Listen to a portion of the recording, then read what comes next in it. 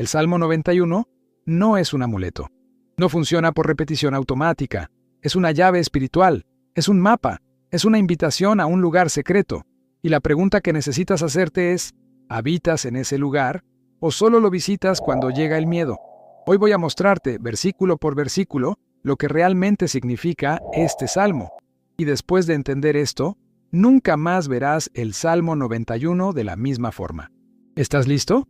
Entonces respira profundo y vamos juntos en este increíble viaje por el Salmo 91, versículo 1. El que habita al abrigo del Altísimo.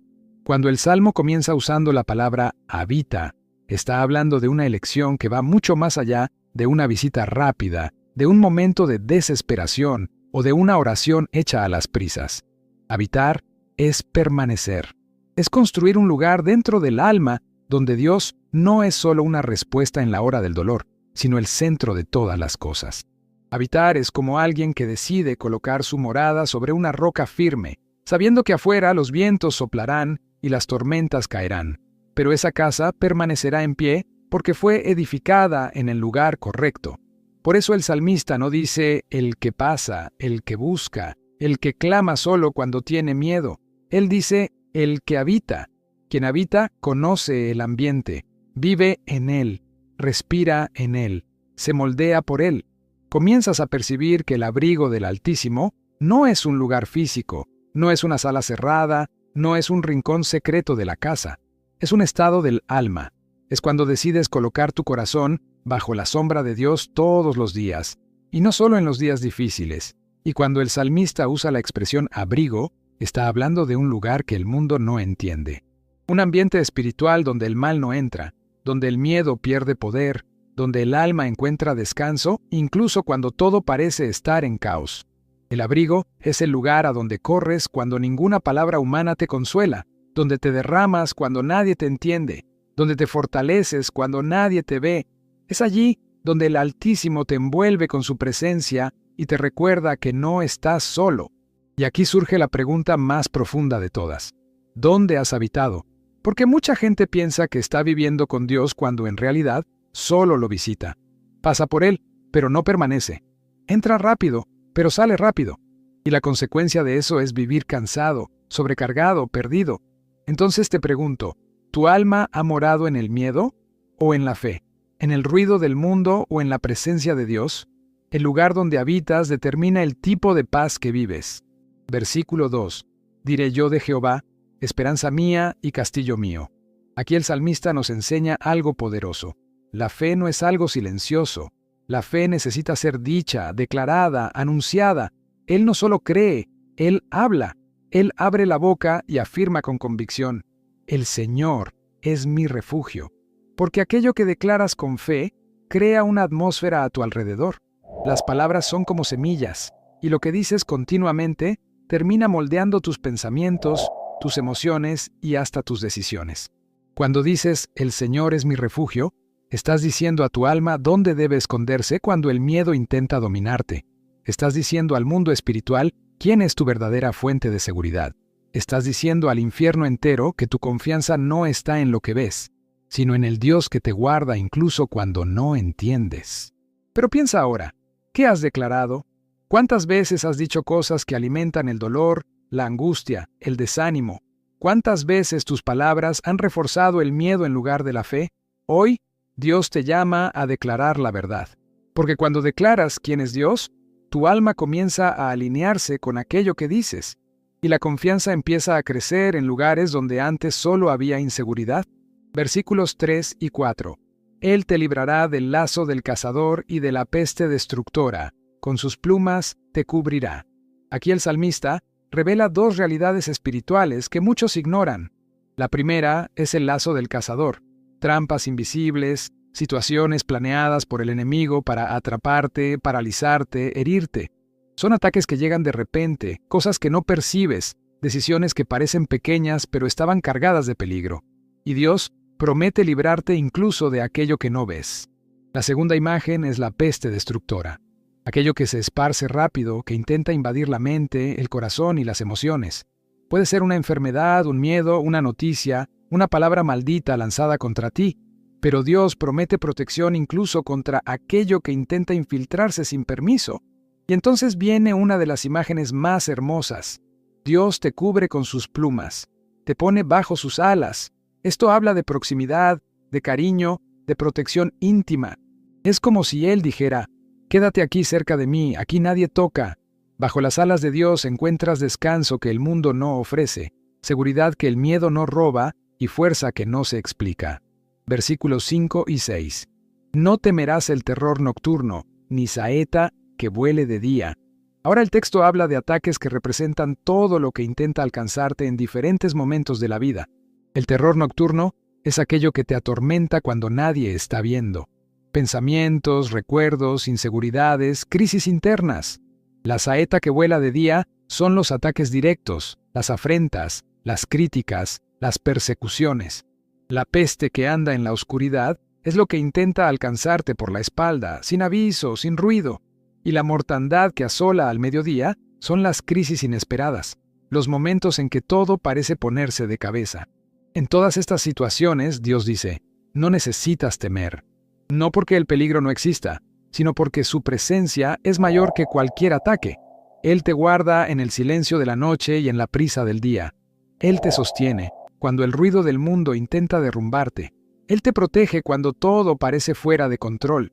Y cuando entiendes eso, la paz deja de ser una emoción frágil y se convierte en un estilo de vida. Versículo 7. Caerán a tu lado 1000 y 10.000 a tu diestra, mas a ti no llegará. Cuando llegamos a este versículo, entramos en uno de los momentos más fuertes del Salmo 91. El salmista pinta una escena que, si te detienes a imaginar, asusta a cualquiera. Es un escenario de caos, de colapso, de situaciones que escapan totalmente del control humano.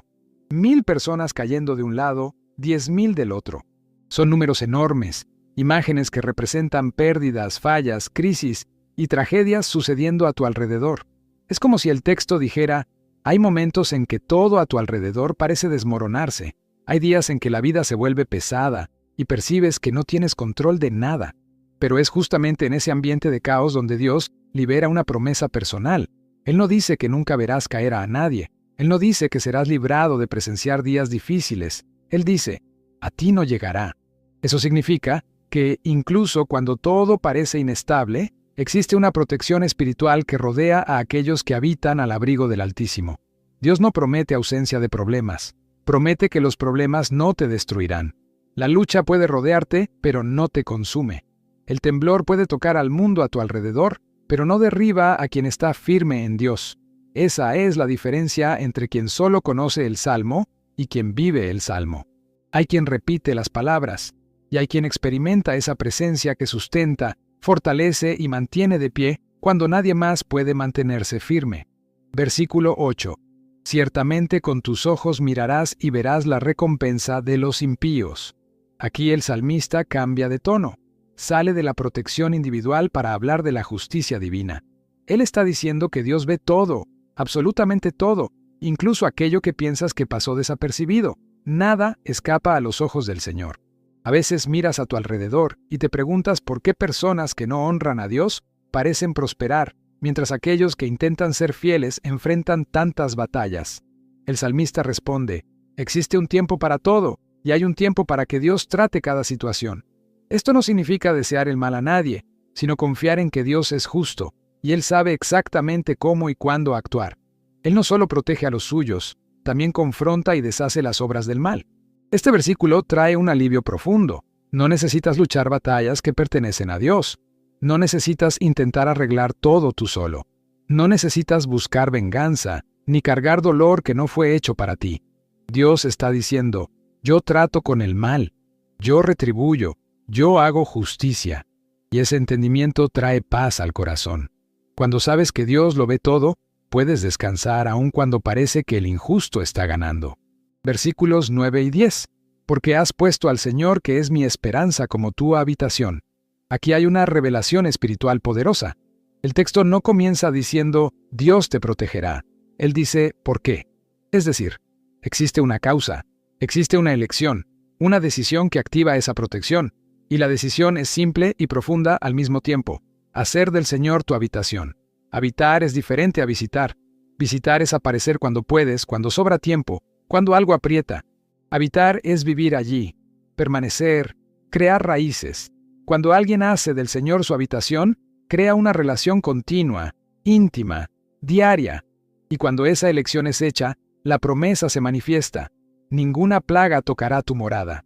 Esto no significa que nunca habrá problemas, sino que Dios rodeará tu hogar, tu familia, tus hijos, tus finanzas, tus emociones.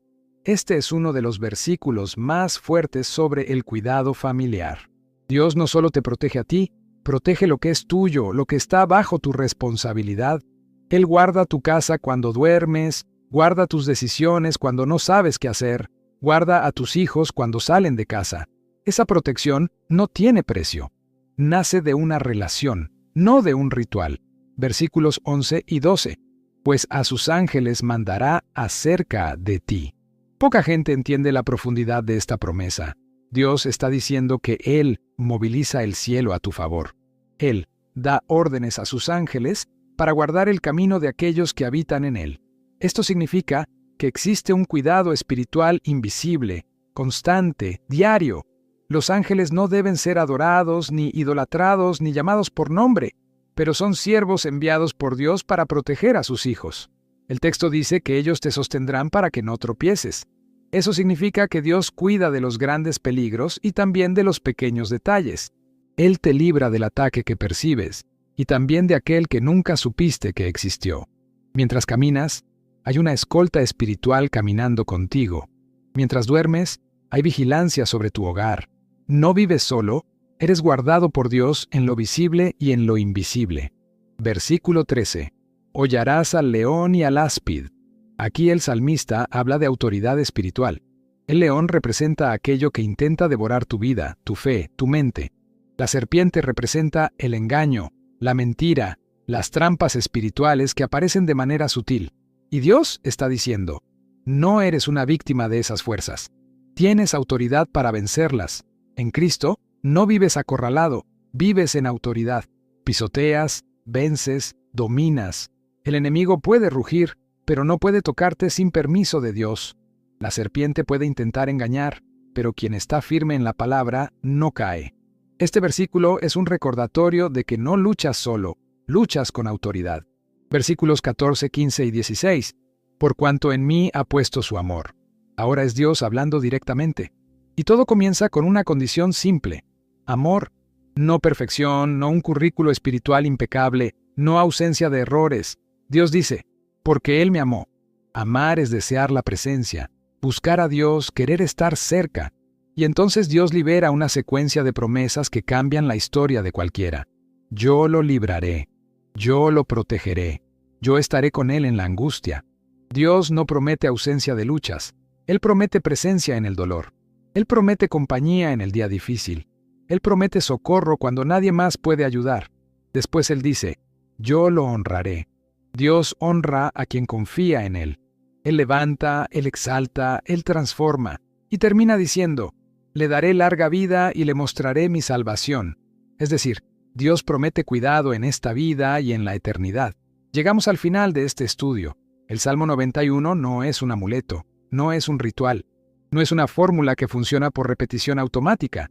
Es relación, es entrega, es habitar en Dios todos los días.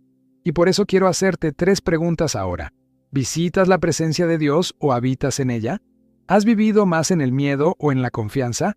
Y lo más importante, ¿conoces al Dios del Salmo 91 o solo el Salmo? Dios te llama a una relación, no a una recitación mecánica. Si realmente deseas entrar en ese lugar secreto, en ese abrigo, en esa habitación espiritual, quiero invitarte ahora a hacer una simple declaración de fe. Di allí donde estás, Señor, quiero habitar en ti. Esa frase, dicha con sinceridad, abre puertas espirituales.